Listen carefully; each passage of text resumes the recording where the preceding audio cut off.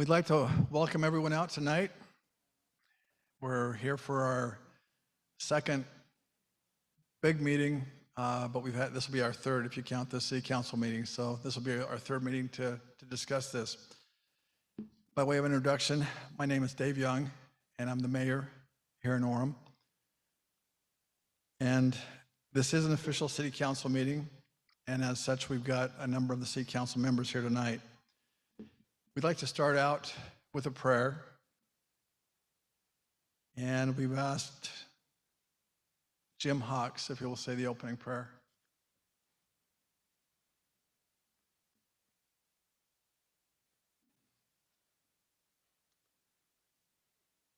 Our Father in heaven, we are grateful this evening as we are able to gather together as citizens in this wonderful community of Orem. We are grateful for the peace and the safety that we enjoy in our residing here and for the associations that we enjoy one with another. We are grateful to live in this wonderful land of America for the Constitution that has been established here. We are thankful for those who have gone before and have enabled us to be the recipients of so many wonderful blessings. We are grateful that this community has established a reputation as a highly desired place to raise families. We pray that we can continue in that tradition. We are grateful for those who have been willing to serve, and we pray that Thou will bless and guide them in their efforts and in the decisions that they make. We pray that clarity of thought will prevail as difficult decisions are made, and that we can work together as a community in doing that which is best for our children, our families, and for our future. In the name of Jesus Christ, amen. Thank you, Jim. Next, we'd like to have a Pledge of Allegiance. And we've asked Aaron Markle to come up and lead us in that.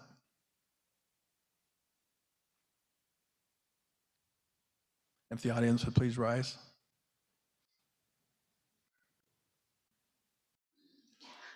I pledge allegiance to the flag of the United States of America and to the republic for which it stands, one nation, under God, indivisible, with liberty and justice for all. Thank you, Aaron. Just to outline, just like the two previous city council meetings, this third one will be recorded and it will be online for the public. Our purpose in holding these meetings is to give the public a chance to learn about the results of the study and submit questions they may have. We'll proceed as follows. First, the DEC consultants will present a slide presentation discussing the findings of their study. After their presentation, I'll read questions that have been submitted through the City Transparency Portal, and the consultants will answer them. First, I'd like to introduce our consultants. We've got Mr. Michael Winkler, or Wenkier, sorry, and Dr. Paul McCarty. Michael, if you'd just give us an introduction. Yeah, I've professionally trained as an auditor, worked in public accounting for several years, and then have spent the last 12 years or so working in private industry and finance offices in various capacities. I graduated from Southern Utah University with a master's degree in accounting, licensed in the state of Utah as a CPA. Thank you. And as I mentioned before, Michael also was a CFO for the Larry Miller Group, a $6 billion corporation. So he's very experienced in these sorts of things. Next, we've got Dr. Paul McCarty. Paul, could you introduce yourself? I'm from California. I'm a graduate at the University of California, Berkeley, graduate school at St. Mary's, Utah State, and received my doctorate from BYU. I have taught in 4 years in California and then here in Utah. I've been here. Say, Dr. McCarty, have we got Yes. a problem with the mic? Oh, okay. This better? Okay. Yeah, go ahead and I'll just shall I start over. repeat? I don't think they can Start hear over, you. okay. I'm from California. I'm a graduate of the University of California at Berkeley and did graduate school at St. Mary's and also BYU. And I first came to Utah as a special ed teacher at Hartfixon School, and I have been a employee of the Granite School District until my retirement. Everything from a teacher to school and district administrator. I have also served on as vice president of the board of directors for UTA, or the Utah Transit Authority. And at that time, I was the director in charge of light rail or tracks and dealing with their environmental feasibility studies as well as their engineering feasibility studies. And Dr. McCarty, I know you've got a wall covered with awards that you received. Could you just tell us about a couple of those? Well, I was honored by John Huntsman as one of the first recipients of the John and Karen Huntsman Award. And then there's been 2 resolutions from the Utah State Legislature, joint resolution signed by the governor for a public school administrator, and then honored by the Smithsonian Institute for an instructional leader. And how long did you say you've been in education? 44 years. Okay, thank you. I'm going to turn the time over to both of you to proceed with the initial presentation. We really do appreciate this opportunity, Mayor, and also I'm going to take this off and put it really close to my mouth. Okay, there is a question that we were asked: is it feasible for Orem City to create its own school district? And DEC Consulting Services has been asked to determine this question and go beyond the issue of financial feasibility. DEC, who we represent, has been contracted to develop a comprehensive feasibility study for the city of Orem regarding the establishment of a city school district with boundaries within the existing city boundaries. And this would result in the city of Orem separating from the Alpine School District. And as was explained to DEC by Mayor Young, the objective of this study is to determine if the creation of a new school district is financially feasible.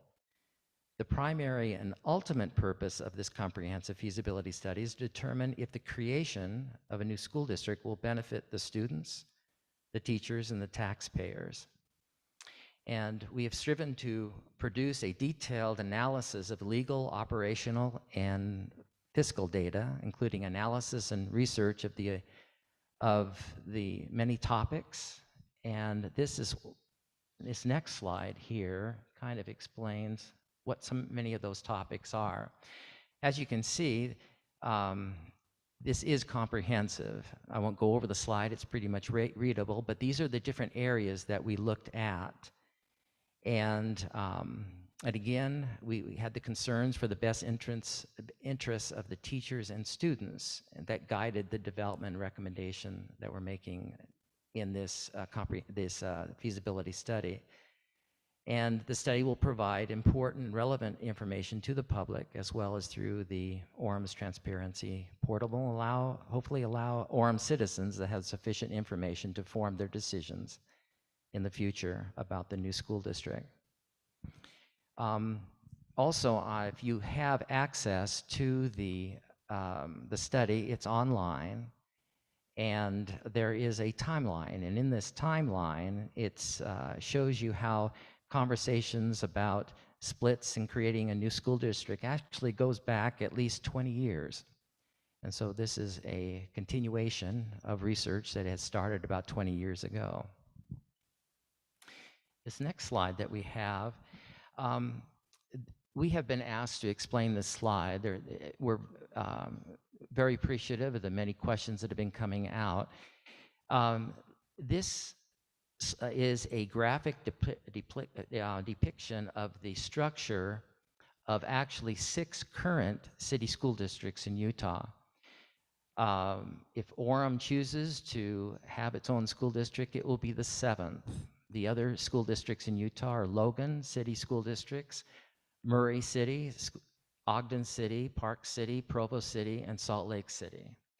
And this is what has, in our research, we made sure that we talked to not only school, but also business leaders and political leaders in different locales. And many of them were in these particular city school districts. And they talked about how the importance of having a city school district. As you can see on the slide, a school board is responsible for the school district, not the city council. However, there's a double layer of accountability here. And with that accountability are actually 14 people that can be concerned about the affairs of the students. The reason why I think many of these school districts, as they explained to us, and many of these city fathers and some of the different cities that we talk to, children are the students and they belong to the school district, but also the children are also members of the community, important members of the community, and fall under the city. And many times at issues that the city council have that could affect the welfare or the education of the child can definitely help out, and it goes both ways. And so we have found a wonderful camaraderie, you might say, between city school districts, school boards, and also the city council. When it came time to estimate and forecast expenses and revenues for the new district, our assumptions are based on information that was provided to us by Alpine School District and supplemented by information that we were able to obtain from the state of Utah, from the county commissioner's office, the tax commission, and other public sources. As Paul mentioned, we believe that it is feasible. The property tax base for Orem is very strong and can continue to support a school district into the future. We've used the information that was provided for the 2021 fiscal year by Alpine School District on a per student and per school basis to be the original starting point for our assumptions. Using that information and some inflation factors, we've grown expenses over time using the consumer price index, the average consumer price index for the last 100 years. We've also used information that was in Alpine's most recent budget report.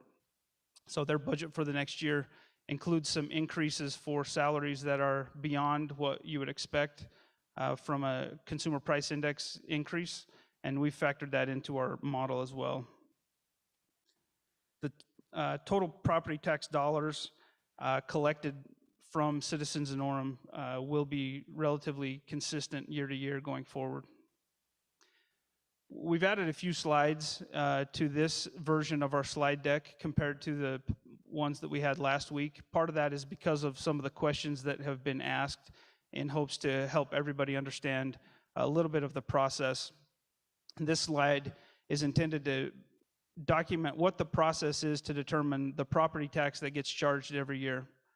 And so for each of the different funds that we looked at the general fund, the capital fund, and the debt service fund. For each of those, they follow the same process. You start with the budget for the expenditures that you're going to have for the year. That budget has to be approved, but once that budget is approved, you take from that or you deduct the federal revenues that are determined on a per student basis. You deduct the state revenues that are also determined on a per student basis. You deduct the local revenues and any interest income that might come in, and the amount of expenditures that is not covered by those other revenues is then covered by property taxes. And so that's how the property tax number is determined. And that's the process that we've used in forecasting the future expenditures and revenues for a proposed district. The next slide is also a slide that wasn't in last time. I thought it would be good to demonstrate for one of the years that we forecast what the numbers look like for a proposed new district. On the left, the table on the left is the expenditures and our forecast of what we think the expenditures will be, broken down into a few categories. In total, for the general fund, for the capital fund, and for the debt service fund, we forecasted total expenditures of $168.8 million. Our estimates of the revenue are on the right side, so the table on the right side, starting with the federal revenue estimate, the state revenue estimate, the local revenues and interest income, and then you can see the three different pieces of the property tax. It's important to note that property taxes contributed to the capital fund and for the debt fund cannot be used in the general fund. And so any expenditures for the general fund have to come out of contributions into the general fund as opposed to taking money from the capital or debt service fund.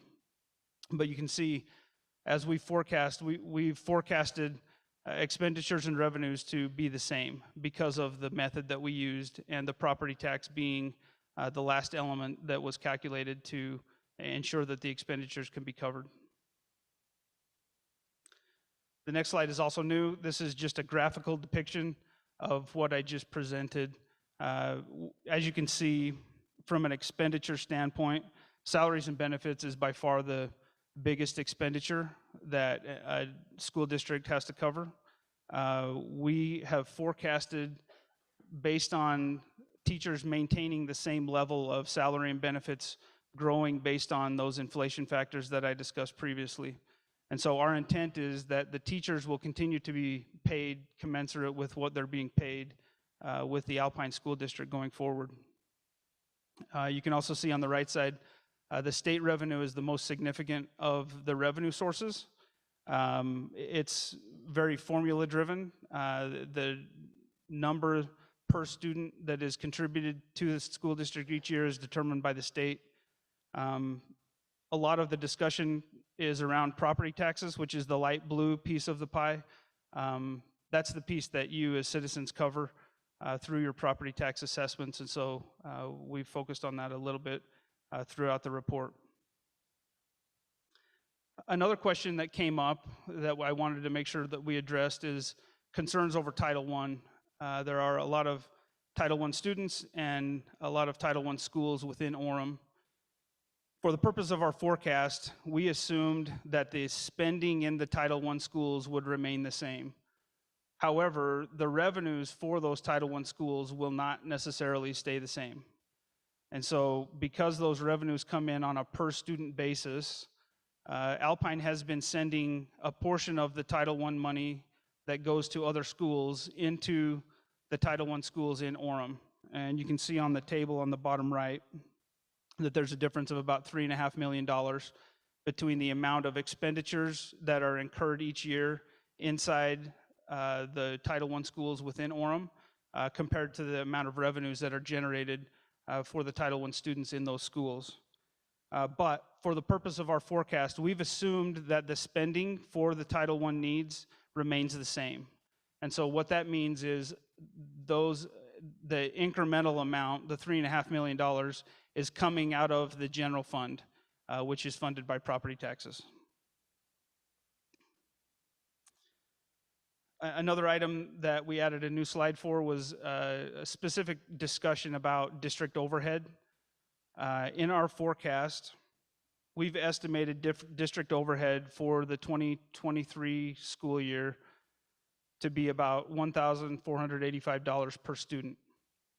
What that means in the grand scheme of things is that there's a budget of about $21.6 million to cover district overhead. So that will cover salaries and benefits for district administrative staff and administrators. It will cover operating expenses for the district, supplies and maintenance, other things that are necessary to operate the district. What those things will specifically be spent on, it will be the decision of the new school board and the decisions that they make with respect to how they choose to set up the operation of the district. But we believe that this is an adequate budget to operate the school district. We're looking at the, one of the important things that we had taken into consideration was student enrollment. And so we did a real deep dive and detailed research in this particular area. We found that from the 2006 enrollment, you can see there at 15,000, that currently in Orem Public Schools and Alpine School District, we have at 14,724. We looked at the impact of different private schools and homeschooling and also charter schools. And we did our best to get as much data as we possibly could. Altogether, we found that there was a growth rate of students in Orem of almost 5.5%. What was interesting was the students that are not in public schools. Back in 2006, there was a little over 6%. Presently, there is over 16.5% of all the children in Orem that are not attending Orem schools, or the public schools. That's approximately 1 in 6. We also wanted to see if this was a trend that was just unique to Orem, or do we find it throughout the entire school, Alpine School District? So again, through different GRAMA requests that we received and information that we got from the State Board of Education, we found that in public schools, estimate at 66,000 was the enrollment of the Alpine School District back in 2010. According to the 2021 enrollment, it was approximately 84,000. So it was the growth rate of 27%. But what was interesting is we looked at different charter schools, and these are charter schools. We wanted to make sure that they were primarily, with the students in Orem that were attending charter schools. There's been a growth of 67.5% or 67.6%. So through the bottom line, back in 2010 enrollment, there was 9.2% of the students that were not attending Alpine Public School, but at the end of 2021, we're looking at almost 18%. That's almost approximately 1 in 5, almost.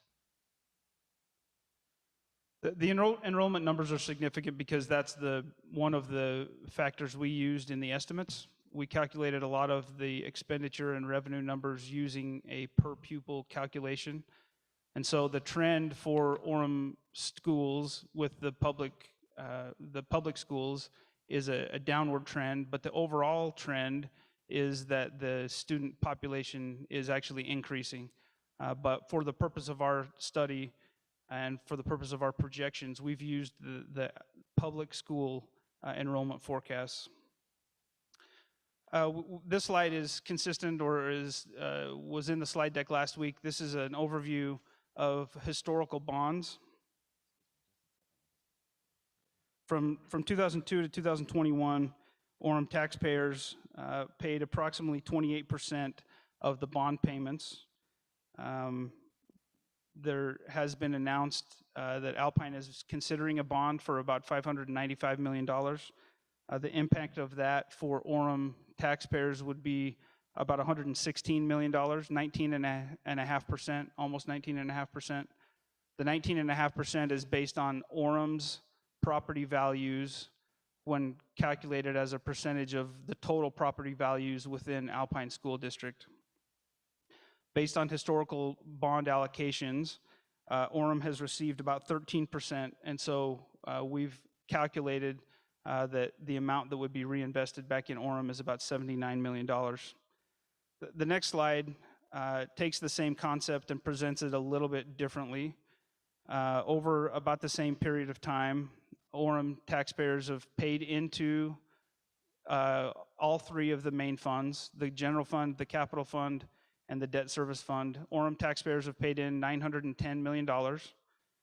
The allocations that have come back to Orem schools from the general fund is about $617 million, which leaves capital and debt service fund allocations of $293 million. The amount of that $293 million that has been invested in Orem schools is $163 million, and that's the 13% that I was talking about on the previous slide. And so there's $130 million that's been contributed into the funds that was spent in other schools throughout the Alpine School District. One of the things that we put in our report to help evaluate what this means to a taxpayer is a calculation of different scenarios. And we looked at these scenarios based on a residence valued at $450,000. Our baseline assumption is that there is no split and there's no bond. So basically taking the school district as it sits today, forecasting expenses and revenues, what would the amount paid by a $450,000 tax or $450,000 residence be? And we've calculated that to be $1,591. From there, there's a lot of different things that can happen, and we've calculated a few scenarios. The 4 scenarios on this sheet are the same scenarios that we included in our report. We're going to talk about a couple of new scenarios that we've been asked to calculate as well, and we'll talk about those at a little bit later. But of the 4 scenarios you can see on the screen, the first scenario assumes that there is no split and a bond is passed for $595 million. The second scenario is that there is a split of the 2 districts and there's no bond passed. In that case, each district would be left to operate on its own based on the property taxes that it's generating now. Under the third scenario, we've assumed that there is a split and the Alpine district continues with its bond for the $595 million. And then the fourth scenario that we put in our report was that there is a split in the school district and Orem issues a bond for $125 million and Alpine issues a bond for $595 million, not $1,000. And you can see that the numbers, the amount paid by that same $450,000 household changes in each of those scenarios. And so we've done some analysis to look specifically at scenario 3 and scenario 4. Under scenario 3, again, there's a split of the district and the Alpine School District, the remaining Alpine School District issues a bond for $595 million. Under that circumstance, the new district is still going to experience a little bit of an increase in property taxes, about 4.2% for the residents of Orem, and the residents of the Alpine School District would see an increase of 15.9%. And both of those increases are compared to our baseline number of $1,591. Under the fourth scenario, we used $125 million because it was similar to the $116 million that the Orem residents would be responsible for if they remained in the district and had to pay their share of the $595 million bond. We're going to talk about another scenario in a second, but under this scenario, a $125 million bond would result in an increase in property taxes of 17.9% for Orem residents and an increase for the remaining Alpine district of 15.9%, which is the same in scenario 3. There's some critical issues that we found in our study, and that's dealing with FEMA and building safety. FEMA is dealing with earthquake or seismic safety of school buildings. In August of 2006, there was a seismic vulnerability assessment that found that 10 schools in Orem had poor or very poor seismic issues. The study itself is 721 pages. I believe you can have access to it on the Orem portal. And so we were looking at these different schools, and the ratings went from very poor to good. And what we found is that of those 10 schools, in February of this year, the state of Utah and FEMA found that 3 Orem schools identified in the 2006 assessment remained unsafe and unremediated. There's a saying that the earthquake itself doesn't kill, it's the poor design of buildings that lead to disaster. And what we also, the February 22 study also identified 6 more, so that makes a total of 9 schools in Orem that do not meet the earthquake standards for safety. With that, we looked at those 3 schools that were in the 2006 study, and where are they today? We put in Cascade Elementary in there too, because that was one of the 10 schools back then in 2006. Right now, you have Sharon Elementary, you have 3 Title I schools. Let me explain that. First of all, with the Title I, there are 9 Title I schools in Alpine School District. 1 school is in Pleasant Grove, the other one is in American Fork, and then there are 7 in Orem. And right now, 3 of the 7 are extremely unsafe. And they were built in 1954, 56, and 63.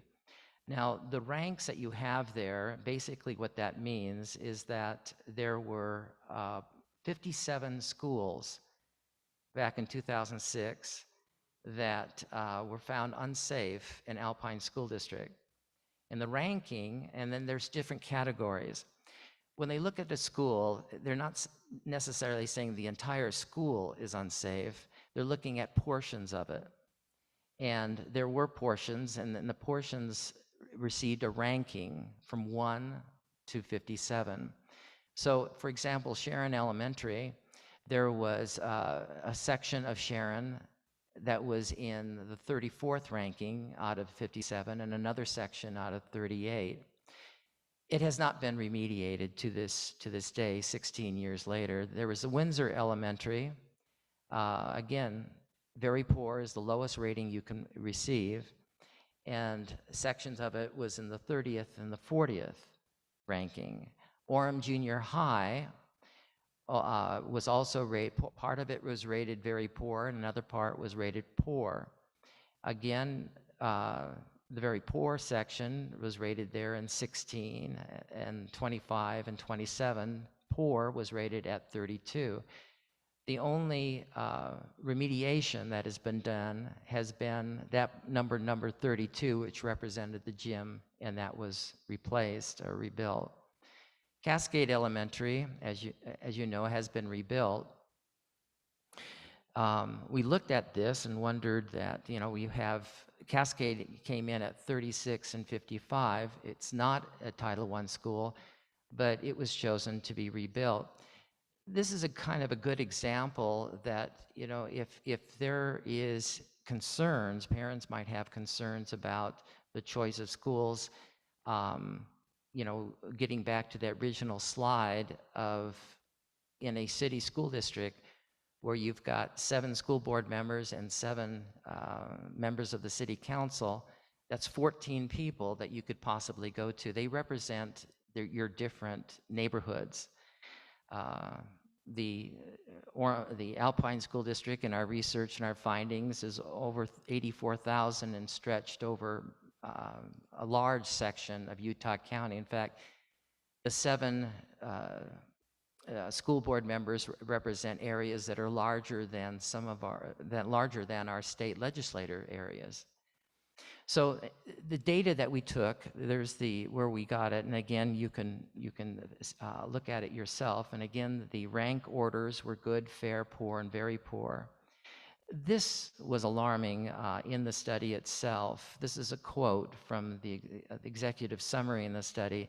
The structures rated poor and very poor were also prioritized according to the risk of the loss of life, using a system of weighted structured categories. So as a result of that, we've been asked to look at a couple of additional scenarios for things that could potentially happen in the future. And so one of those was to look at what would the cost be for Orem in a new district to correct the seismic structures, the seismic weaknesses that exist in these 3 schools. Those estimates will have to be updated, but using the 2006 numbers that were in the study, we've tried to bring those numbers forward using some inflation factors. Ultimately, we took the number, we calculated, we doubled it, and it's close to $25 million.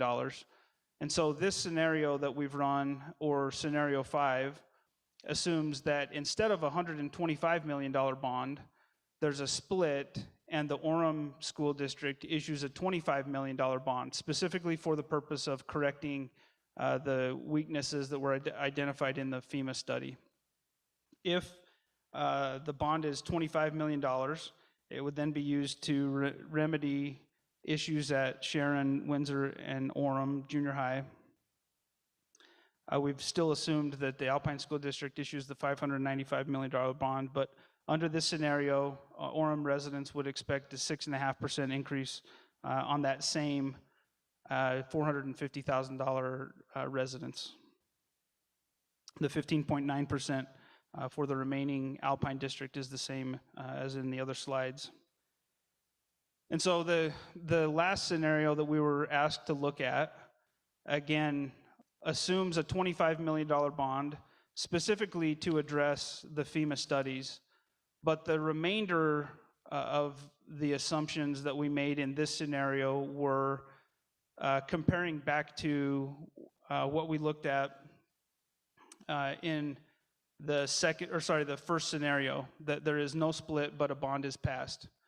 Under that scenario, we've calculated that the same resident for the $450,000 house would pay $1,794 per household. And so the question was asked, if we issue the $25 million bond and the property tax goes up to $1,684,000 per household, what would the impact be if the property taxes were increased sufficient to get back to that same level of increase as if there was no split and there was a $595 million bond issued? And so the difference between those 2 scenarios is about $110 per household. And so what we've calculated is that $110 per household could be used as a property tax increase in the general fund, and it would generate about $4 million per year that could be used in the general fund for other purposes, increasing teacher salaries, hiring new teachers to reduce class sizes, or other expenses that the school board chooses to use that money for. And so scenario 6 that we presented here assumes a $25 million bond to correct the FEMA issues, an increase in the general fund of $4 million per year, and then the continued assumption of an Alpine School District bond of $595 million. The next couple of slides is a summary, or summarizes each of those scenarios again. I apologize, I did not get the 6th scenario on this slide when I updated it. But when we post the slides online, I will make sure that the 6th scenario is on the slides before they get posted. Or if they've already been posted, we'll make sure that they get replaced. And so the first 4 scenarios are the same as what we presented before. Under the 5th scenario, we would expect Orem residents to see their property taxes increase to $1,692,000 for that $450,000 residence. And then under scenario 6, we would expect that increase to go to $1,794 per household. The next slide is just a graph to kind of visually see those same comparisons.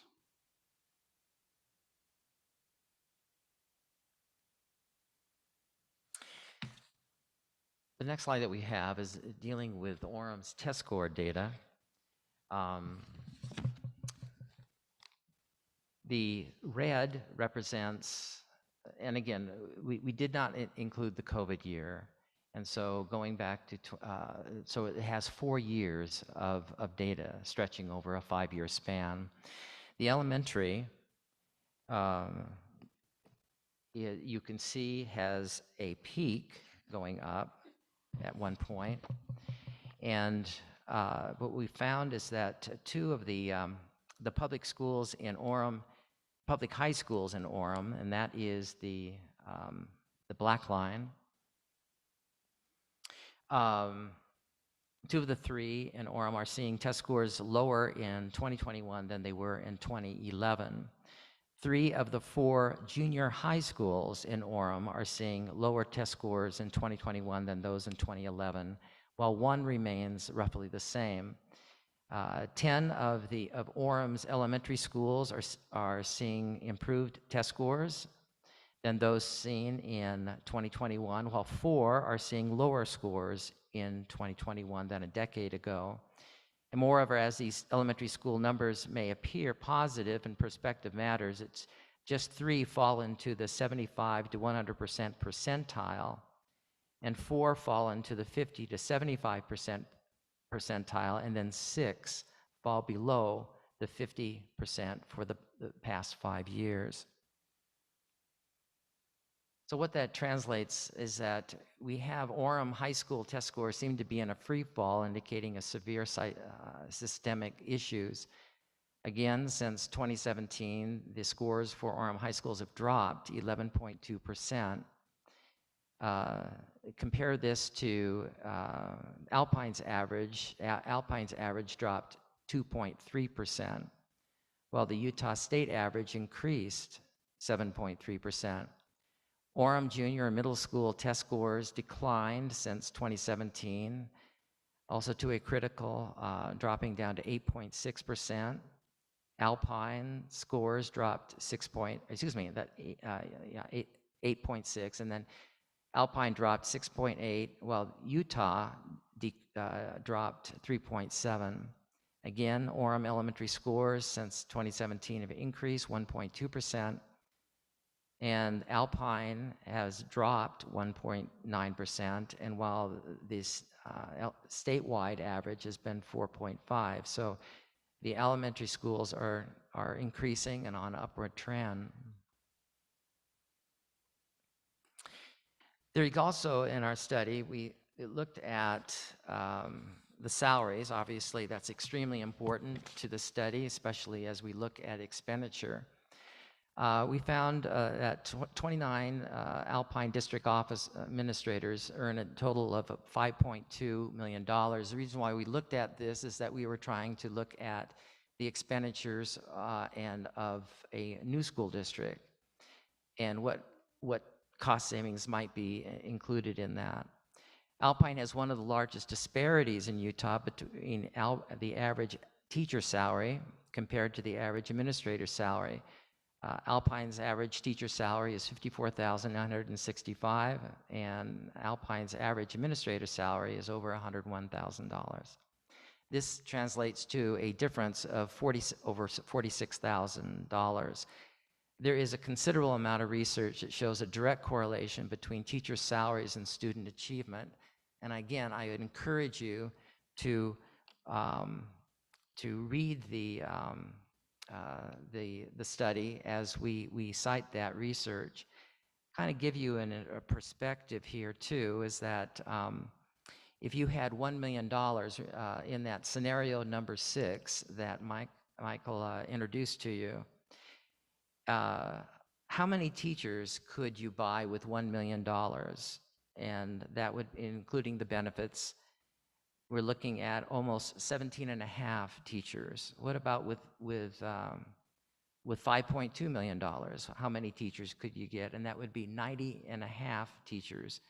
And that includes the salaries and benefits. So again, the research shows that there's a direct correlation between teacher salaries and also student achievement. Also, the local representation, as we mentioned before, that many times in this, we've heard the saying that a local government is usually the best, and a lot of times a local school district is too.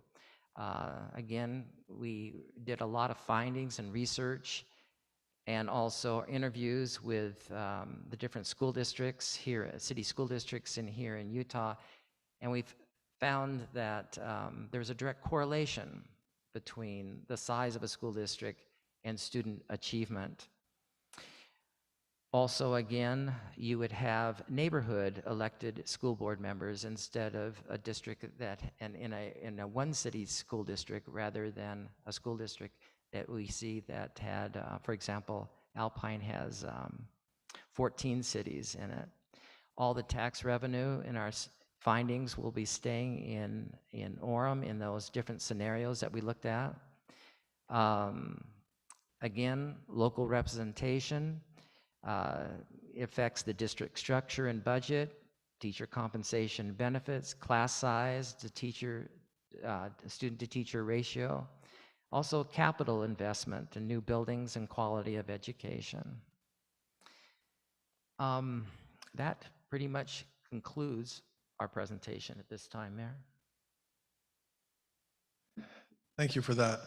I appreciate you going through that detail with us.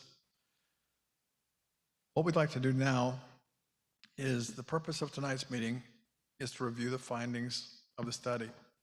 This is designated to be an educational meeting. It's not a meeting that we have vocal public comments.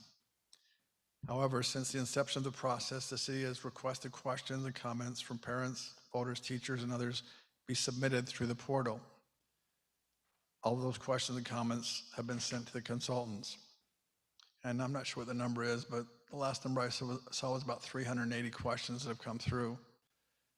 Now, what we've done with those questions, or what the staff has done with those questions, is they've gone through them and they've organized them into categories, and then they've taken out duplicates. And those are the questions we're going through. Now, in the previous meeting, we went through, I don't know how many questions, but a lot of questions that had come through the portal. And tonight we've got new questions that have come through the portal. Now, I'm not going to ask the consultants to answer questions where we ask them to guess as to what may happen in the future. It doesn't really make sense to have them guess or anyone else guess. All we want are the facts. Also, I won't ask questions that are outside the scope of the study.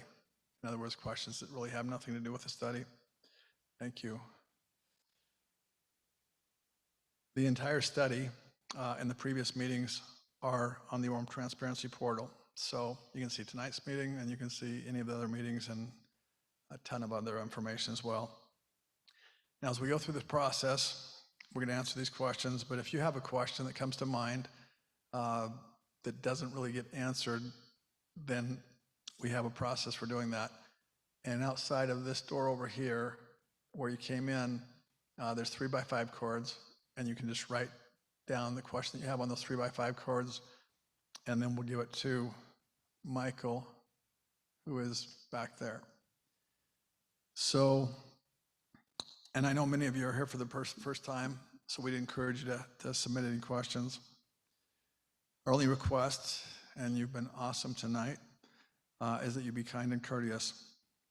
And finally, we'll end this meeting at 9 o'clock unless we run out of questions.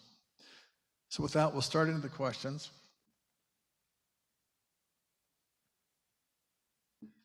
The first category is district logistics. And the first question is, how would a split impact East Shore Online? I believe that's Alpine School District's online school offering.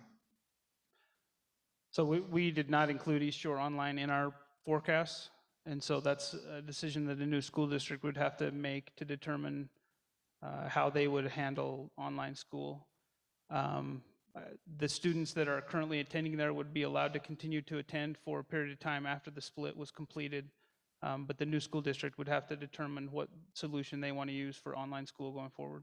Okay, but they would have the funding based on your analysis that they could potentially do it. It would just be up to them if they did it. Is that correct? I believe that's true. The $21.6 million of overhead is sufficient to cover a district plus some additional expenditures, but those are decisions that they'll have to make.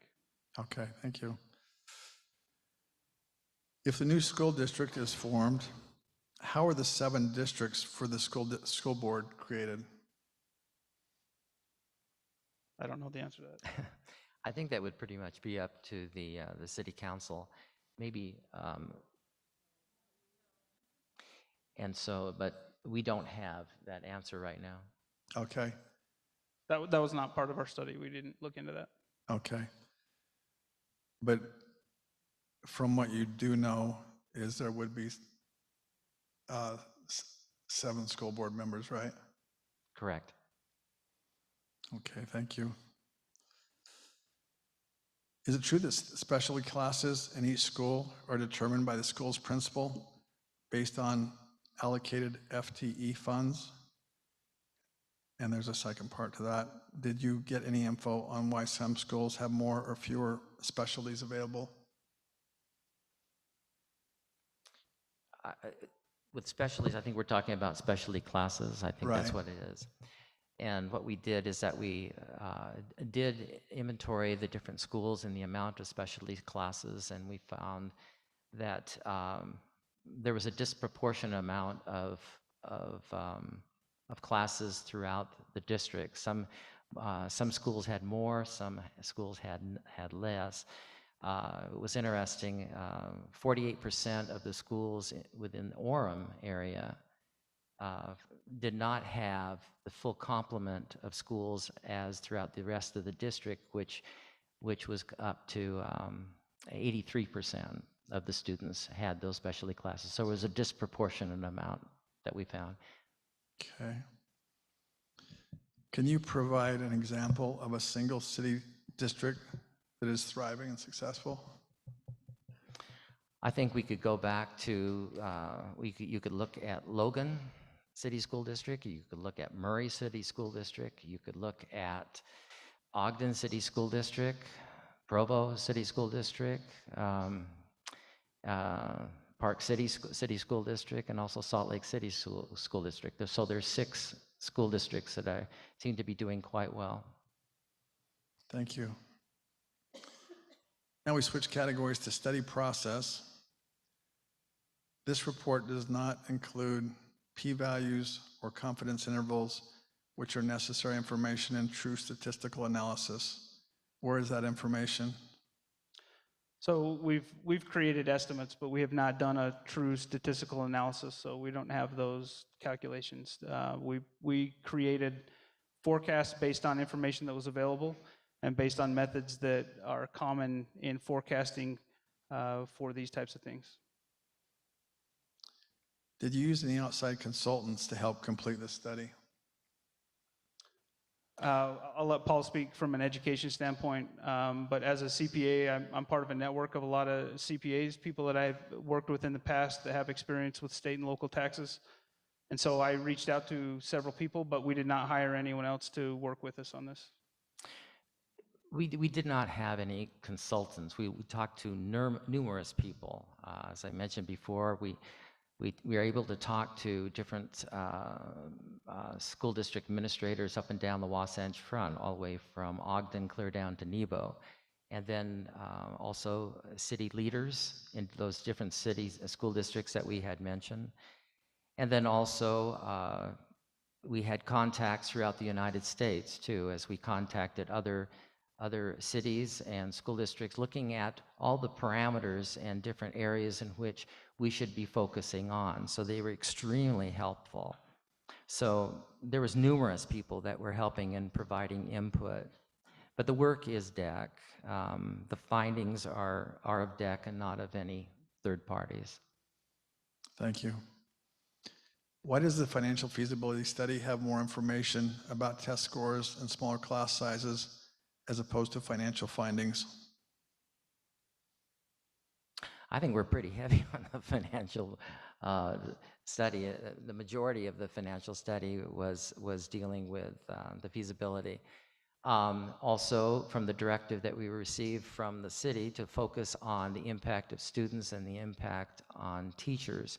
So we expanded it toward student achievement. Did you feel like there was any financial findings that you had to leave out? No. How did parents, teachers, and students contact you with questions and concerns? I received, both of us received there was a lot of inquiries on the Transparency portal, excellent questions that we definitely took very seriously and we were addressed as we addressed tonight, as well as within the study itself. In fact, if you turn to page 234 in the study, there are many questions there that were sent to us and from teachers and parents, even students. So we had and then we were contacted by phone, by email. So there was many questions asked and contact that we had. And we're going to switch to district demographics. How did you calculate the finding that 1 in 6 Orem students do not attend an Alpine School District school? In other words, in the school district, you have a number of 1 in 6, but it seemed like that changed to 1 in 5 earlier. We included that in one of the slides that we presented tonight. And we included homeschool, charter schools, private schools, all the information that we could find.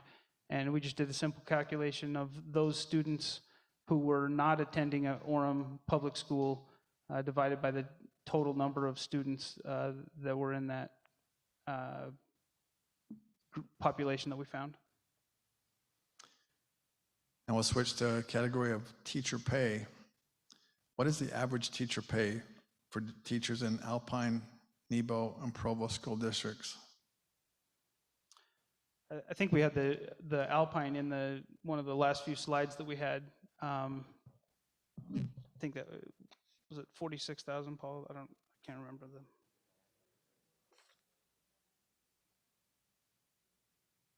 Sorry, that 54,965. We did not we don't have that in the report for Provo and Nebo. We did look at it to see whether it was reasonable or not. I think it's actually I think it is in the report, but I can't remember what page it's on. We didn't put it in the slides. In the in the study itself, when we look at, it's in chapter 4 on page 174, where you can have more of as we looked at other districts, you can see the average there that we looked at. Okay. Next category is the biggest category, and it's district finances. Why does the report criticize large school districts as inefficient and yet simultaneously recognize and advocate for economies of scale to save money through shared services contracts? It's kind of a confusing question. Yeah. Do you want me to read that again? Or you got it? I think I got it. Okay. When we received the RFP from Orem, one of the areas that we needed they requested to look at was at a review of the literature and looking at the impact of large school districts and small school districts. What we found throughout the research and our findings, and this research we went through national studies, that there seems to be a sweet spot, you might say, of the size of a school district. It could be anywhere from 5,000 to 20,000. That seems to be the sweet spot. And in that, there was the most beneficial teacher compensation as well as student achievement that seems to be in that spot. What was the second part of that question? It says why you advocate for economies of scale to save money through shared service agreements. When we had, there was a lot of questions on the portal as to what are ways of cost-saving ways, and so this really got our attention. So we spent some time with the different school districts, as I said, up and down the Wasatch Front, and talked about them about what they have done. For example, the other night there was a gentleman that had a special needs child that currently goes to the Peterson School for the medically fragile and multiply handicapped. When Canyon's school district split from Jordan, there was a school Jordan Valley School, in which all of the students, qualifying students with their IEP would be going to that particular school. There was a shared service agreement set up between the two school districts so that Jordan didn't necessarily have to right away build their own special needs school in which students from Jordan could go to Canyons, and this saved a considerable amount of money for Jordan, and also reflecting on helps defer the cost by Canyons. So these are examples of shared service agreements, and we have a whole chapter in there, but it was not, these are just ideas that a new school district can take in consideration. We did not factor any of these cost-saving ideas into our study.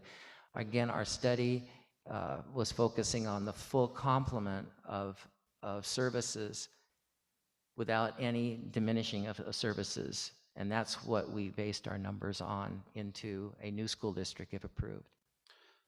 So I would just add to what Paul said, that the study does comment on the findings out there, the research out there about the size of school districts. The efficiency of a school district depends on who's operating the school district. But I think we were asked to look at not just financial efficiency, but educational efficiency. And I think the reason where you see a potential disagreement between those two concepts is we believe that the money that's generated by the district should be dedicated to instruction as much as possible, and shared services is a way to save costs on the operation of the district so that the money can be used for instruction. Thank you. How did you calculate the startup costs of $3 to $6 million for a new district? So we estimated potential legal costs, costs for consultants during the transition phase, and potential costs required to purchase buildings or other assets that would be needed for the district. And we had seen previous studies that had different estimates for those items. We used current market conditions for cost per square foot of real estate, building a new building and some other things, trying to estimate as best as possible what that range would be. But the circumstances are going to dictate what the actual expenses are based on how in-depth that transition team is and the things that the transition team is asked to do. Okay, thank you. How does the property tax money and the WPU money follow the student in Vineyard Linden if that person attends an Orem school? So the way we've forecasted the state WPU money, we've calculated it based on where the student is currently attending or forecasted to attend based on Alpine's current forecast for enrollment. And so if the student is attending a Linden school, or if they're attending a school that remains in the Alpine School District, we forecasted that their WPU dollars will go to the Alpine School District. If they're attending an Orem school, we've forecasted that their WPU money would go to one of the Orem schools or to the new Orem School District. For property tax purposes, those forecasts are based on where the property is located. So if the property is located within the Orem city limits, those property tax dollars are included in the new school district forecast. If the property is outside the city limits of Orem, we've included that in the remaining Alpine School District. If I could add to that too, Sure. I'm reading from the law here, and also it's on page 230 of the study, of the local per student property tax funding that the school district receive. The receiving school district can expect 1/2 of the property tax. If a reimbursement agreement exists between the two school districts, the receiving school district may receive the full student property tax. There already exists in Utah in some of the school districts that we visited with this type of arrangement where if there were students that wanted to go to District A and lived in District B, then District A and B would have, and vice versa, that District A and B would have this agreement where the full amount of the property tax could follow the student instead of only half, as well as the WPU, which will follow the child. Based on the FEMA cost study, how much will it cost to bring all the impacted schools up to code? Yeah, we talked about that. We believe that it will be less than $25 million. We've done some estimates using the numbers that were included in the 2006 study and increased them using some inflation factors to today. And that number is still quite a bit less than 25 million, but we took the estimate, we doubled it, and that's around $25 million. So we believe that 25 is adequate, but the current circumstances in the construction world are such that we felt like it was necessary to be more conservative in that estimate than less conservative. Thank you. Even if citizens want to split the district, will Orem actually be able to avoid being part of the upcoming $595 million Alpine School District bond? That's more of a legal question. I think there's some legal literature out there. We did not look into that as part of our study. That would require a legal opinion, and we didn't get one on that. Okay. Outside of the FEMA cost, what would the cost be to update many older buildings that the new school district would inherit from ASD? I think that's going to depend on what they want those updates to be. And again, a new school district can make those decisions based on what they would like to do with those buildings and what updates they would like to add. But it's difficult to estimate because we don't know what those decisions would be in the future. Okay. The report is based on keeping levels of service at the same current level offered by ASD. What would it take to get ideal class sizes, better test scores, increased teacher pay, et cetera? I think in the end, we've talked about a few things that may save some money that can be redirected to teacher salaries. But it all depends on what the budget is each year, and any sort of increase that increases the number of students or increases the compensation for the teachers is going to have an increase on, or going to have an impact on property taxes. And so becoming more efficient is one way, so that the dollars that are already being collected can be redirected towards instruction and reducing class sizes. But the decisions of the new school board are going to have a big impact on whether that's possible or not, based on what they would like to do in the future. Okay. From our findings, I would think that scenario 6 would come close to that. Yes, the scenario 6 that we put together for this meeting has an increase in the general fund of about $4 million. It does come with a property tax increase, but there is an increase of $4 million built into that scenario that could then be redirected to adding teachers, reducing class size, and focusing on instruction. Okay. Did the study include the cost of traveling teachers and staff that work in multiple Orem schools, such as PE, speech, psychologists, et cetera, but are actually Alpine District employees? You're talking about the itinerant teacher or the itinerant specialist. That would be included in the full complement of services, yes. Okay.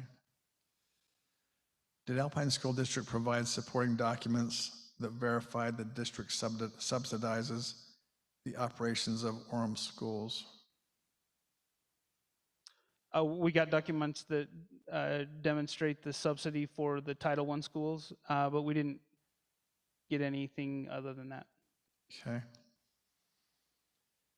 Can you explain how property taxes work in relation to a school district? And I think you already did that, right? Yeah, we had a slide on that earlier. Okay. Did your financial forecast include Alpine School District's annual cost of living adjustments? Yeah, we increased it based on a factor of 3.2%. It may not be exactly that in any given year, but we've increased it based on what the average consumer price index is for the last 100 years.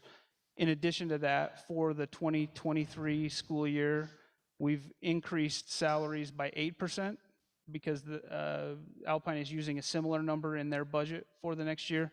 And then for the 2024 school year, we've used 5%, making the assumption that the inflation in the overall economy is going to continue for a little bit. Okay. So just to clarify, so in the next, well, if the school district happened in the first 2 years, it would be 8%, and then in the next year it would be 5%, so a total of 13% over 2 years? Is that Just that, yeah, for 1 year for 8%, 1 year for 5%, and then it drops down to 3% for all the years after. okay? How much would an Orem school district pay? Okay, wait a sec. So how much would a Orem school district pay for, and how long on the 2006 Alpine School District bond and the 2016 bond? So I think they're saying if Orem split, then there's still the 2006 bond that's active, and there's the 2016 bond that's active. How long would an Orem school district pay on those bonds? So the 20, excuse me, just 1 second, I'll look that up. We've forecasted out for all the bonds, the remaining payments will continue to 2035. Okay. How much of the 23 million overhead is for admin salaries? I'm not sure the context of that, but. So I think the number that I used last week was an estimate of 23 million for an overhead budget. It's 21.6, and so I got that number wrong last week. But as it stands, using the same percentage that Alpine is using, it would be about $7.5 million for the overall salaries and benefits for district personnel. Okay. How can a single city district fund highly paid teachers, small class sizes, and more special programs? I think we would go back to scenario 6 on that one. Okay. Getting to the last pile here. This category is study outcomes. What are the disadvantages of splitting from the Alpine School District?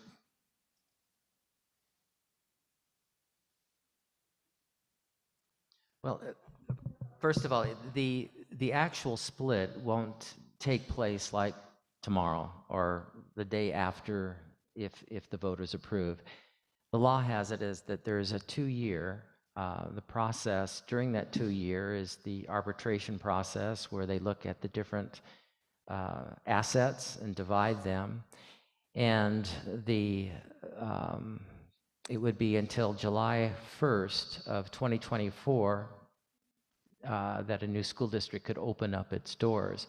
During that time, you would iron out all of the differences, the problems in our financial viability. We know that the new district would be financially viable and sustainable.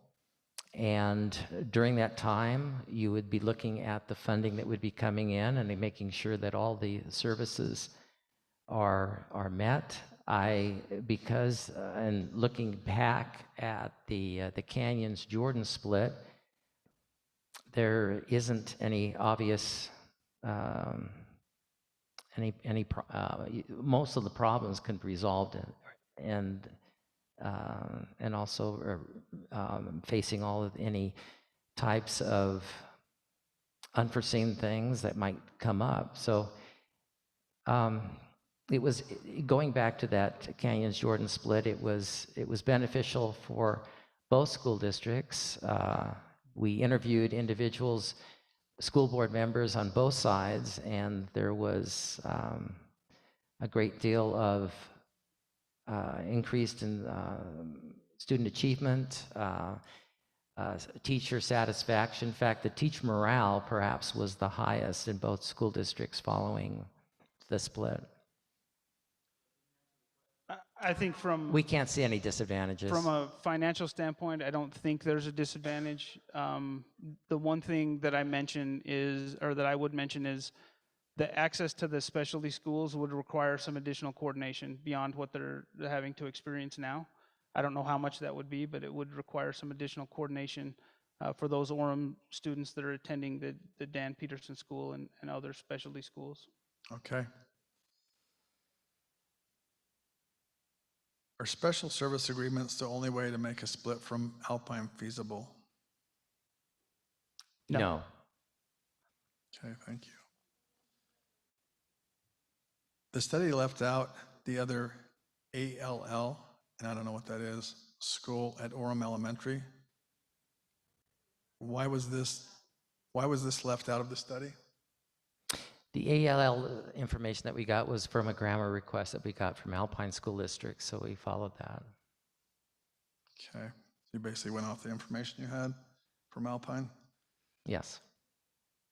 Did the study consider other factors for the decreasing test scores, such as socioeconomic, language, or demographic impacts?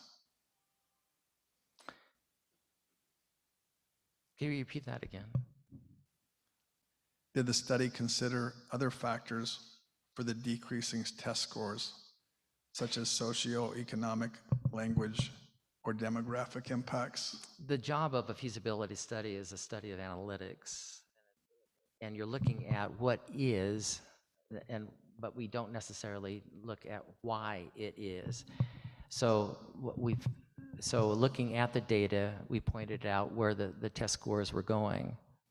The reasons why was we did not pursue that.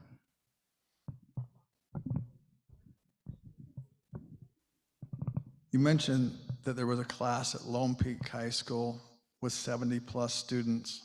Could you please elaborate on those findings? I think it's in the study itself. I think it was an ELA class that we had looked at. It was from the data that Alpine had received. It's on the portal. Which school districts along the Wasatch Front did you speak to during this process? Numerous. Like I said before, many of the school districts from Ogden City clear down to Nebo. Okay. You mentioned a 10% raise for teachers leads to decreased dropout rates. Are you suggesting that we do a 10% raise, and how much would that cost? We were citing the research as to the impact of teacher compensation on student achievement, and one of the research had used that amount and found the results of that. I think, I don't have that quote in front of me right now, but I believe that in this particular research, it found that the student dropout rate and high school dropout actually reduced by almost 4%. So there was a correlation. And just to clarify, I mean, that seems like a bit of a circular question because you just said there's going to be a 13% raise in the first 2 years of the study. But I think, yeah, I'm not being asked to answer the questions, but it seems like the more teachers make, the better off their performance is. But that's What we believe. We believe that teachers should be made a priority, and it'll be up to the next school district leadership and the new school board to make the decision as to whether they want to increase that pay or not. Okay. Last financial question. Actually, this is the last actual question that came through the portal. Did you find there were any Orem schools that were not having their physical, or educational needs met by Alpine School District? We didn't get specifically into we didn't get it specifically into each school. We asked for financial statements on a per school basis and didn't receive them. And so all of our analysis was based on the information that we got from Alpine, which was on a per student basis on an overall school basis. Okay. And you would have gone deeper if you could have got the individual We would like to have seen a financial statement for each school, yes. for each school, but that wasn't provided? Correct. Okay. Now, okay, we've got a stack of questions. And these are all from all of you tonight.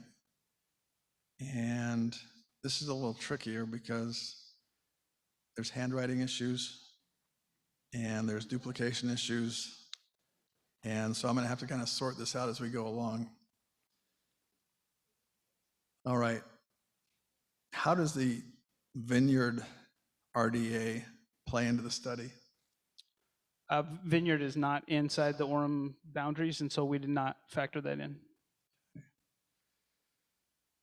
Let's see.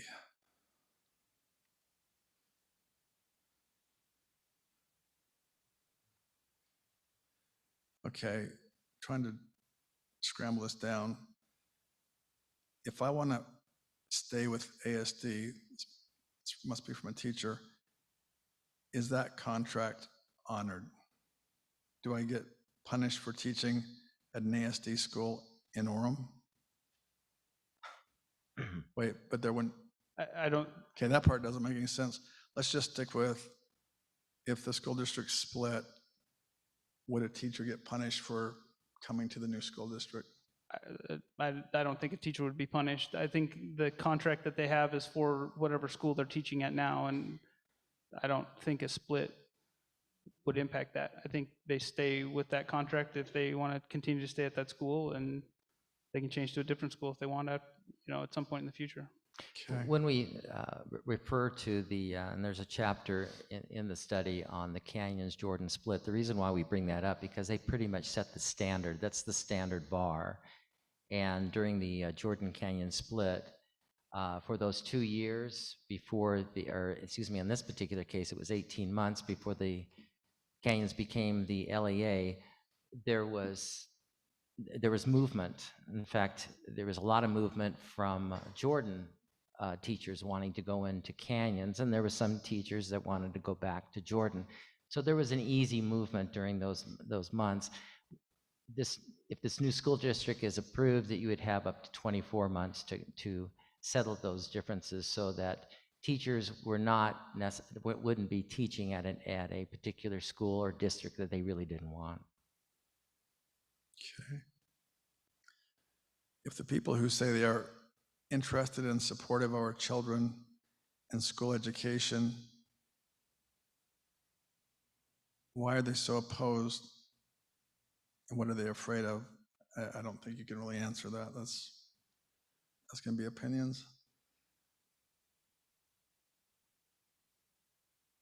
Have you seen a comprehensive balance sheet and income statement from Alpine School District? We received a copy of their 2021 audit report that had an audit opinion attached to it. We have not seen a breakout of that by Orem versus Alpine, but we have seen an unaudited financial statement for the 2021 school year. The 2022 school year just finished, and their audit is not complete. We asked for some updated numbers for 2022, but because of the process, they're still closing the books, and additional information wasn't provided. Okay. What if you combine scenarios 4 and 5 to include $25 million FEMA bond plus $125 million Orem bond? What would be the new district taxes? That's a good question. I'll have to go back and calculate that, but it's going to be, I'll just look at my spreadsheet here and see if I can figure it out on the average household. So the increase from the baseline to scenario 4 is about, do some quick math in my head, my high school teacher would not be pleased. It's about $250, and then the increase to add the additional $25 is going to be approximately another $70. So it's about $330 to $350 per household. Okay. I think you talked about this earlier. If a new Orem district passes and an Alpine School District $595 million bond passes, then will Orem property taxpayers be paying any portion of the Alpine School District bond? If so, how much? But didn't you say that was a legal question? Yeah, that's a legal question. We didn't get a legal opinion on. Okay. if Orem District is created and chooses to do seismic upgrades to Sharon, Windsor, and Orem Junior High, how much will that cost? I think that's what you just already said, right? And is that cost accounted for in any of the scenarios or not? Yeah, so that's the new scenario 5 that we presented tonight. We believe that it would be less than $25 million, but we've used $25 million as the bond estimate for now. Okay. Regarding the teacher versus administration disparity in income, did you take into account that admin is year-round? And then it says and move education and move experience to qualify for their jobs. Oh, more experience. Anyway, did you take that into account? We just use the averages based on what is actually reported to the state. Okay. And if I remember right, the takeaway was that between teacher pay and administrator pay, that gap was wider in Alpine than the other districts you studied. Is that right? That's right. Okay. On your Orem scheduled, or no, Orem student population slide,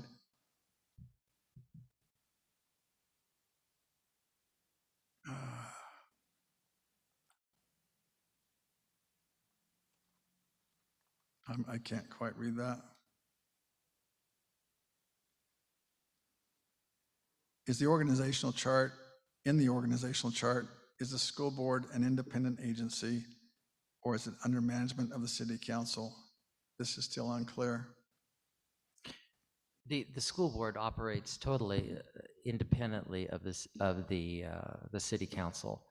There's two separate entities. When we talked about different concerns that come up, a lot of times when you have, for example, let's say that there is a Title IX concern, and if a Title IX concern is brought up, obviously, if the parents don't feel that it's correct, they might ask for their local city council maybe to ask if they could help out with the school district, or if the school district, for example, finds out that there might be a decision on the part of the city for some type of development that might affect the health and well-being of the students. There's a lot of more camaraderie between the two instead of being adversarial, that they can solve the problems. You're looking at more accessibility and a lot of times respect. And this is what I saw as I visited the different city school districts here in Utah. There was a great deal of everybody seemed to know their name, for example, and each other, and also the parents. So there were people that they could go to resolve problems, and issues were resolved quite quickly, seemed to be more quickly than as compared to larger school districts. Okay. Can a new, and I'm paraphrasing this down, but can a new Orem school district compete with Alpine School District pay and benefits? We forecasted pay and benefits that will be similar and increasing at the same rate as what Alpine is forecasting, and so we believe that that's yes.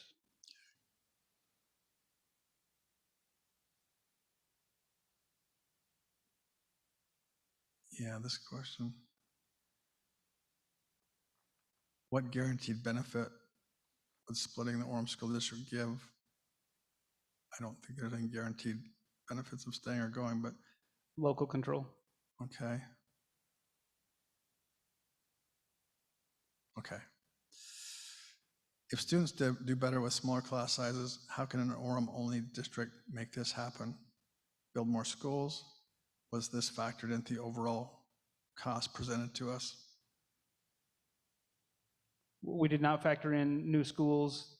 Based on some of the conversations that we've had, there is some capacity in the schools, but that'll have to be addressed by a new school board. If Orem splits, how much say would residents, parents have in the curriculum presented to children, i.e. social agendas such as CRT, SEL, and special interests? If there's a new school district that's created, again, the size of the new school board members' district is greatly reduced to neighborhoods instead of multiple cities. And from that, there would be a lot more smaller voter base in which there would be more familiarity with that particular school board representatives. So the views and the concerns and the opinions of the voter could reflect that particular candidate that they vote into office. So there's more, like as I said before, more local representation, more local control. As a parent of 5 children, most of who are on an IEP, before I go on, what's an IEP? Individual education plan. An individual education plan. I'm concerned about my kids getting their services. I know it's been said that kids will get services by sharing with other districts. Is this guaranteed? Is it in the Utah law? And if so, where does it state that? The IEP is a legal document, and it needs to, and if the child is residing in that particular, whatever school district that they're in, and let's say they moved in from another school district, that receiving school district is obligated to honor that IEP. Or if there's a situation where they cannot or has to be modified in some way, there would have to be a mutual agreement that the services would be changed by both the parent and by the school district. In the study regarding special ed, the word outsource was used. Orem schools already serve special ed children. What does the word outsourcing mean? Close Orem special ed programs or supplement them as needed? Question mark. Okay, You want me to back up? well, I'm just trying to see what the intent of the writer meant here. The new school district would maintain the same level of services, especially in special ed, as Alpine would had, and so as I said before, it depends on the IEP and what services are asked of it. If, for example, if the child had services at Peterson School and now is a resident of the new school district, arrangements can be made between the two school districts, and again, shared services agreement for that particular child. The shared services agreement can be for an individual child or for a large group. Our forecast assumes that the special ed programs that exist in the schools currently will stay and continue to operate. Okay. There have been questions regarding the tax data in your study. What evidence can you cite that validates your data versus others' data? I think that's a matter of assumptions used in forecasting. We've used the sources that we've used are state WPU allocations historically, federal allocations historically, and historical property tax information. Using the historical data, we've created a forecast based on assumptions and growth rates that are reasonable based on what we've seen from a historical standpoint. Okay. How much did it cost the Jordan School District to split? And then it says another 33 million. Yeah, I'm not sure that's a question or a comment or what they want, but. We really don't have that data of how much the Jordan School District split. Okay.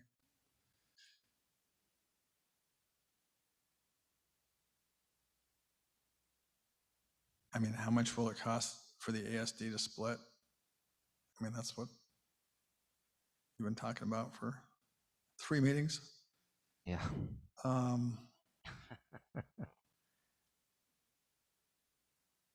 it has been, okay, scenario 6.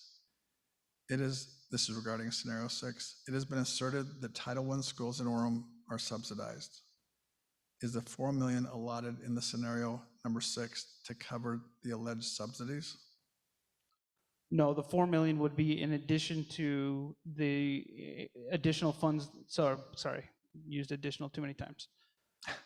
In our original forecast, we forecasted that the expenditures for a new school district would include the current spending for the Title I schools. So the subsidy has already been overcome, or it's been covered by the assumptions that we made originally. The 4 million would be in addition to what would be available under our original assumptions. Okay. And some of these are statements, so whether, you can do with them what you want. The council had you focus on the impact on students and teachers. I'm on the council. It was students, teachers, and taxpayers. Why did you not study the impact on the residents who, can't really read it, but I'm guessing it's pay the taxes? I think that's the focus on what the impact is on property taxes is what we've been speaking about mostly. So I think we have covered that. How do you expect Orem property, or how do you expect Orem recipient to pay a 17% tax increase while we have a 9.5% inflation rate? Oh, an Orem resident. So how do you expect an Orem resident to pay? We're not necessarily expecting anybody to do anything. We just did a study that provides numbers on what potential scenarios are in the future. To address that a little bit, it's not 17% in a vacuum.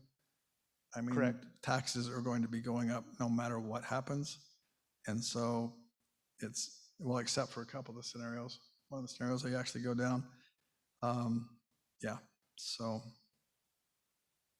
It's not a straight 17%. It's like a 17% compared to a 15%, and then it's a 17% compared to a lower one.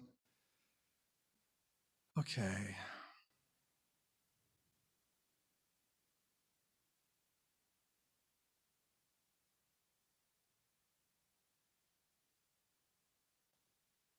Not sure what that means.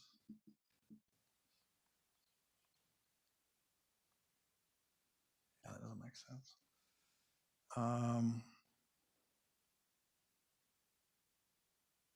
The study support or suggest that the New Orleans district would share services with other agencies in 18 categories. Why wouldn't Orem have enough to pay for everything? Again, the suggestions that we had there are just suggestions. It's not required at all. There was inquiries as to what are ways in which could do cost savings. So we pursued that, and we looked at the different ways. But again, those were not factored in our final figures. Okay. This says special ed dollars are like Title I dollars. They're promised per student, but distributed according to need. This pulled more dollars into Orem than our student numbers merit. How will an Orem only district backfill these costs? We didn't receive any information from Alpine specific to special ed spending in each of the schools. All we received was Title I spending in each of the schools. But what I can say is our forecasted expenditures are based on what's actually happening in the schools right now. And so if the expenditure information that Alpine gave us for the schools as they sit today includes special ed expenditures, then our forecast does also. Okay. This has been asked like 25 different ways, but how do you account for the cost of all the shared services? And like I said, you've discussed that to death, but it's like the shared services are presented as a way to lower the overall cost, but they're optional, right? Correct. The budget for overhead for the district is 21.6 million in our forecast for 2023. And so anything that a new school board and a new administration can do to reduce the spending for the district, it becomes savings. And shared services is one way to do that. Okay. A lot of the research used is from 2006. Things have changed a lot. Why not use more recent data?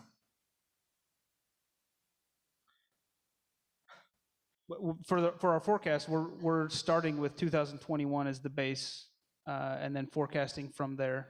As far as the other data on bonds, we've just used the data based on the year when the bonds were issued.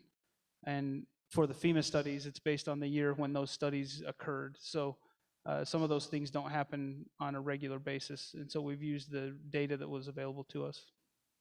So you use data from 2006, but you're also using data from 2022 and everywhere in between, if I Correct. understand right?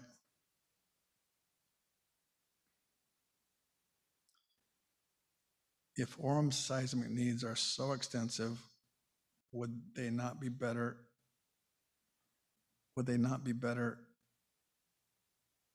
at distributing these costs across 14 cities instead of Orem, one?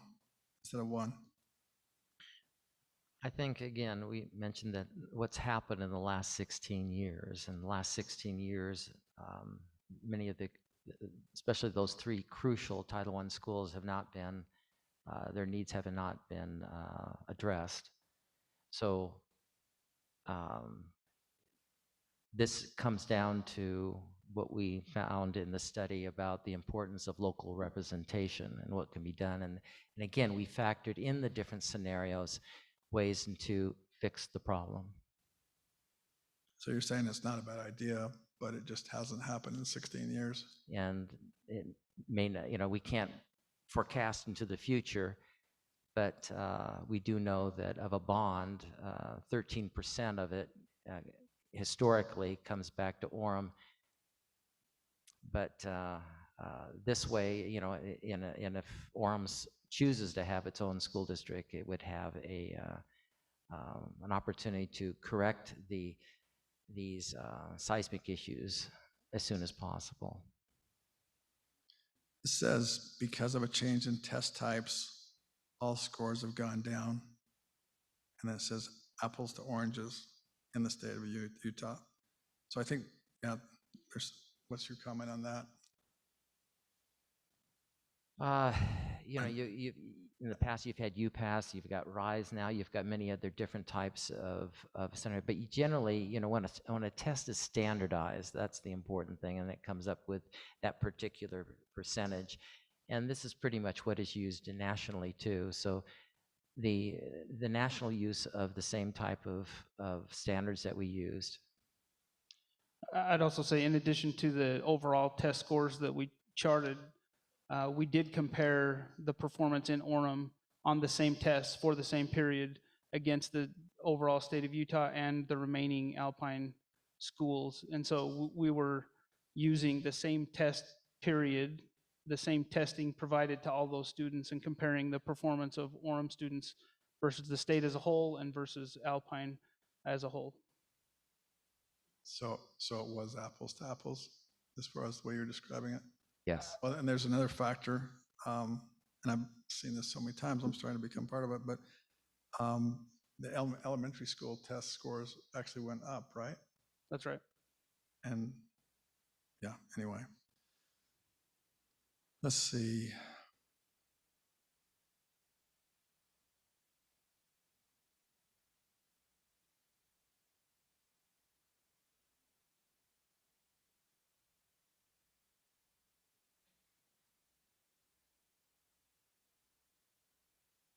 This says your slide on teacher salaries and admin salaries are incorrect.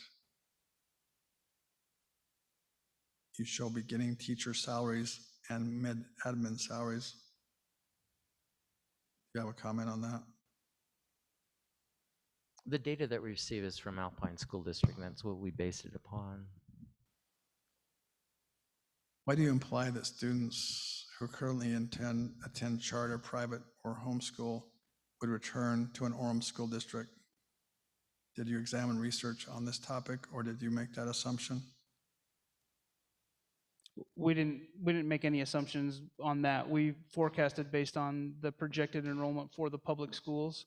I think the inclusion of the other data was to address comments that we'd heard about the overall student population in Orem declining, which it's not. They're just going to different schools. Okay.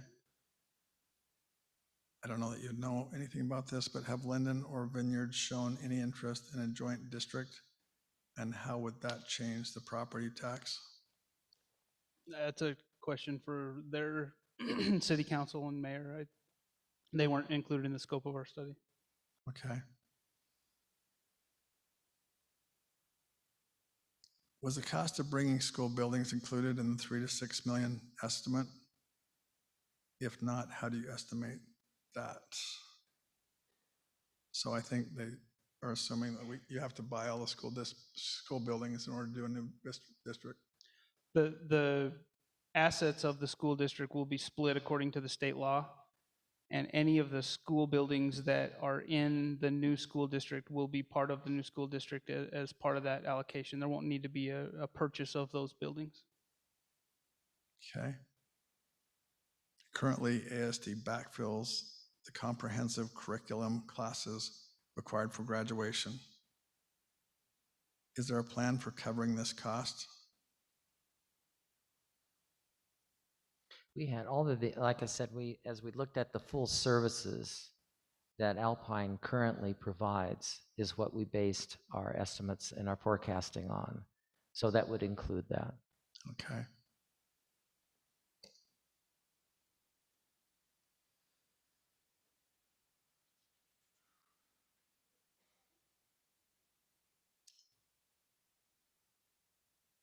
Let's see, your report references 2 studies that were 22 years old. They talk about having schools with less than 400 students and increasing pay for teachers 10% ups the test scores. In the last 20 years, has anyone followed this? And how long did the results last? I'm not sure what that means. But basically they're saying if a couple of the studies that you referenced were from 20 years ago. Do you have a comment? Many, as we did the review the literature, we looked at all the studies within the last, I would say the last 20 years. Some of them, some of the studies were landmarks studies that definitely influenced others.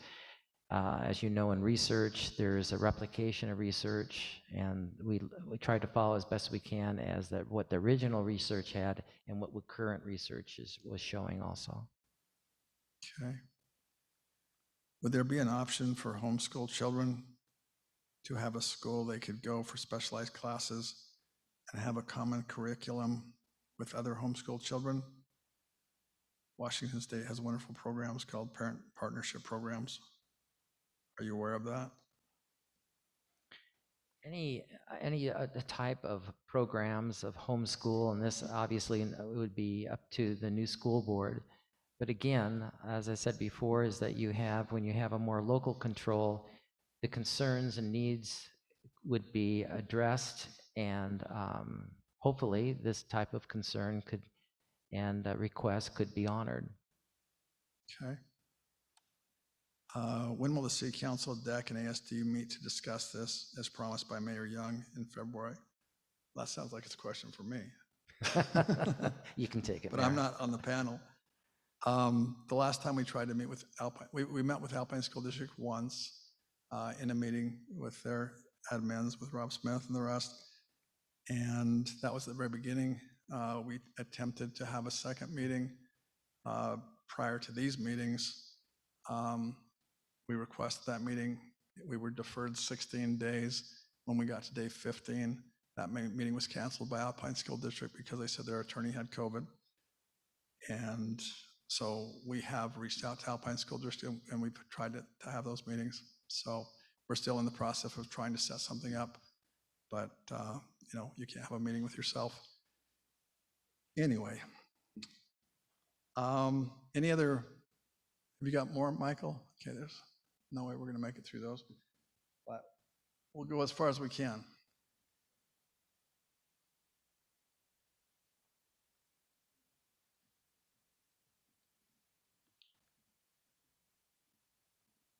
All right, we've only got 9 minutes, so this is going to be like a speed version of this.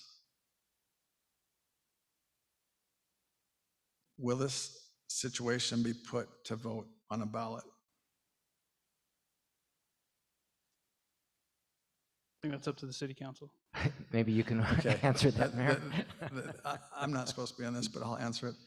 So the way this works is we initially asked for a study, and then we had the study done, and now we're having multiple meetings. There's a total of 4 meetings. There'll be a 5th meeting, I believe, on August 2nd. And in that meeting, we'll gather all the information we've got up to this point, and the city council will vote whether or not to put this on the November ballot. So if the city council votes not to put it on the ballot, then it won't be on the ballot and it will be done. If it is put on the ballot, then the citizens would have an opportunity to make that decision in November.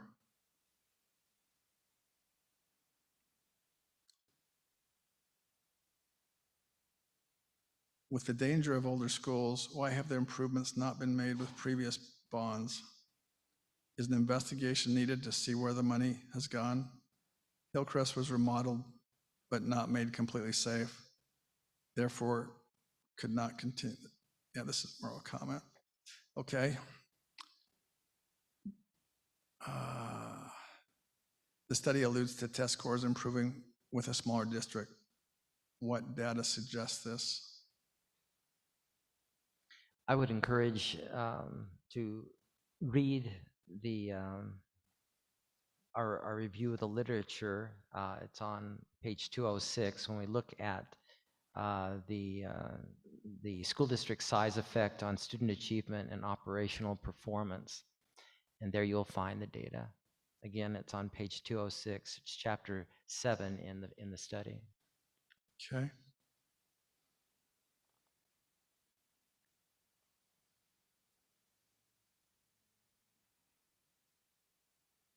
Yeah, this is repeat questions.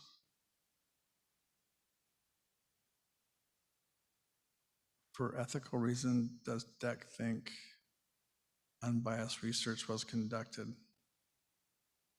That's just an opinion. Let's see. Here's a real question. What happens to competitive sports when one city breaks off by itself? So what happens to the sports? That was a big question we received quite a few times from teachers and students and parents. I would refer to chapter 14 where we dealt with, it's on chapter 15 when we were dealing with high school membership in the Utah High School Athletic Association that has the responsibility of setting up different type of intramural and intercollegiate intersport programs between different districts. We went to one of the leaders, senior directors in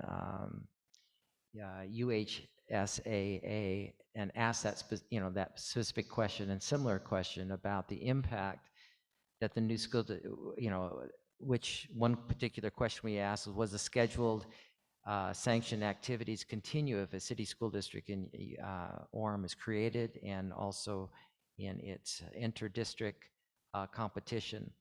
And they assured us it would be absolutely no change. To quote them, they said that there is no obstruction whatsoever. The only way that there would be a change is if the new city school district was adding more schools or adding different sites. They said that it would be as seamless as Canyons when Canyons formed its own school district. Okay. If the Canyon-Jordan split is the golden standard, Why wasn't that feasibility company involved? I don't think you can really answer that question because you were the company selected. I can answer that question because I was involved in the process. I'm not sure, well, I mean, we're calling it the golden standard, whatever. That was a previous split. Why wasn't that feasibility company involved? I'm guessing they're talking about the company that did that school district study. Actually, yeah, that I don't think that particular company is. I know that it merged into another company, but it's I don't know what that company was, but all I can tell you is when we voted 7-0 to do a feasibility study, we went out and we tried to contact or find companies that could do a feasibility study for Orem. And we found 7 companies that we thought might have an interest. We reached out to all of them. We had 2 companies come back. One was Lewis & Young, who's done quite a bit of bond work for the city. And one was DEC. And Lewis & Young's an excellent company. They do a great job. But their focus is more on the financial side of things. And DEC has excellent people involved on the financial side, but then they've also got good people on the education side. And so we had to pick between those 2, and we picked DEC because we wanted both those areas covered. Okay, I think we are out of time. We have one more public meeting planned on July 28th at 7 p.m. You may submit more questions through the portal. Those questions that relate to the findings of the study will be sorted and presented to the next meeting. And we really appreciate all of you coming out and participating in this process. This was a good meeting. Thank you.